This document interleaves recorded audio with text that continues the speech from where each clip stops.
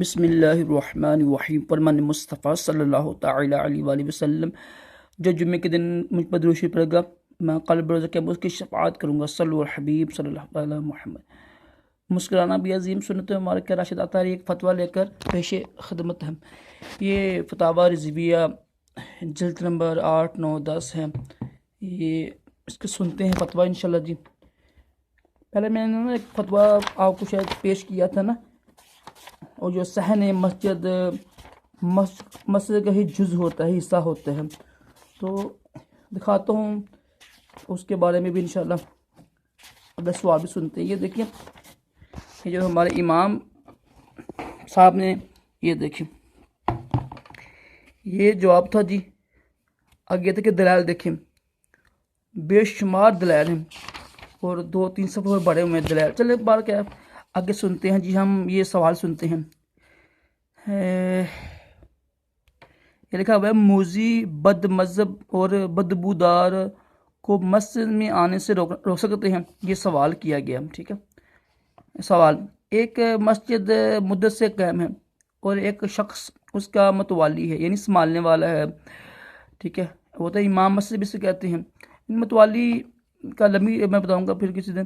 اچھا، اور مسجد کی نماز بھی ہمیشہ پڑھی جاتی ہے۔ ابھی متوالی یہی ہوتا ہے، یہ ہوتا ہے متوالی کا مطلب نیا جو ہوتا ہے نظام سنبھالنے والا مسجد کا۔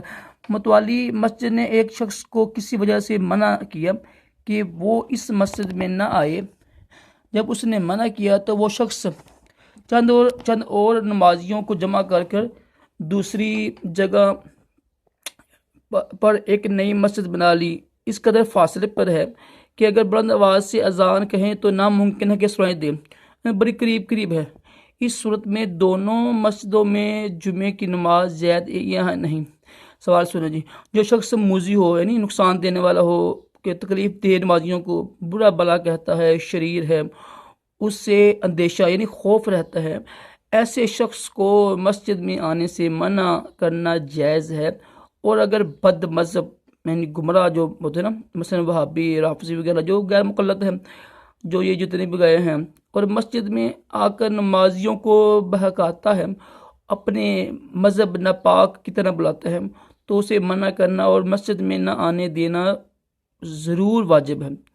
یوں ہی جس کے بدن میں بدبو ہو، اس سے نمازیوں کو ایذا یعنی تکلیف ہو، مثلا معاذ اللہ یہ نا یعنی گندا اس کا دہن منہ سے کسی قسم کی بو آتی، کسی قسم کی بدبو آتی ہو جو تکلیف دیتی ہو، یا اس کی بغلوں میں بدبو آتی ہو، بالوں کی کسی طرح میں بیماری بھی ہوتی ہے، یا جس نے خارش وغیرہ کے باعث وجہ سے گندک ملائی ہو، اسے بھی مسجد میں نہ آنے دیا جائے۔ یہ حدیث پاک لکھی ہوئی ہے، کیونکہ رسالت آپ صلی اللہ علیہ وسلم کا فرمان ہے کہ وہ ہرگز ہماری نماز گاہ کے قریب نہ آئیں، اور بلا وجہ شرعی اپنی کسی رنجش دنیاوی کے باعث مسجد سے کسی مسلمان کو روکنا سخت گناہ۔ اللہ تعالیٰ فرماتا ہے، ترجمہ کنز ایمان، اور کون اس سے بڑھ کر ظالم ہوگا جو اللہ کے نام کے ذکر سے روکے اور اس کی بربادی میں کوشش کرتا ہو۔ اور مسجد بنائی اس نے، جب کہ یہ بنیت خالصاً بنائی ہے مسجد، تو پہلی مسجد کے کس قدر قریب ہو، یہ کچھ بھی اس میں کوئی حرج نہیں ہے، ٹھیک ہے۔ مگر جمعہ قائم کرنے کے لیے ضروری ہے کہ امام جمعہ وہ ہو جسے بادشاہ اسلام نے امام جمعہ مقرر کیا ہو، یا وہ جسے نے اپنا نائب کیا ہو۔ یہ نہ ہو تو وہ جسے اہل اسلام جمع کر امام جمعہ مقرر کریں، ٹھیک ہے، یعنی چند محلے کے جن لوگ ہیں نا، جامع مسجد ہو وہ شرط ہے، تو وہ ان کو جمع کر کے وہ مقرر کریں۔ تب ہر شخص جمعہ اور عید کی امامت نہیں کر سکتا۔ اس طرح کا امام اگر کسی دوسری مسجد کو میسر ہوگا تو اس میں بھی جمعہ جائز ہوگا، ورنہ نہیں۔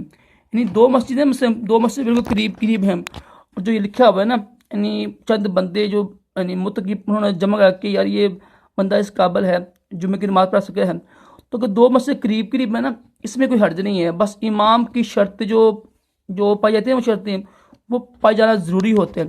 اگر اس میں شرطیں نہیں پائی جاتی ہیں، جامع مسجد بھی نہیں ہے، تو پھر وہ پھر نہیں جمعہ ہوگا، ٹھیک ہے، ورنہ جمعہ زیادہ ہوگا. ماشاءاللہ اردو پڑھ سکتے ہیں، اردو دیکھتے کیا کر لیجیے. میں نے جو پڑھا وہ لکھا وہ اوپر پڑھا دیا آپ کو. انشاءاللہ مزید فتوے لے کر آتا رہوں گا. میں ظاہر ہے جو کہ خود عالم دین نہیں، لیکن الحمدللہ آپ لوگوں کے لیے علم پھیلانے کے سلسلے میں مدد کر رہا ہوں آپ کی. تو چینل کو سبسکرائب کیجیے گا تاکہ مزید آگے شیئر بھی کیا کریں.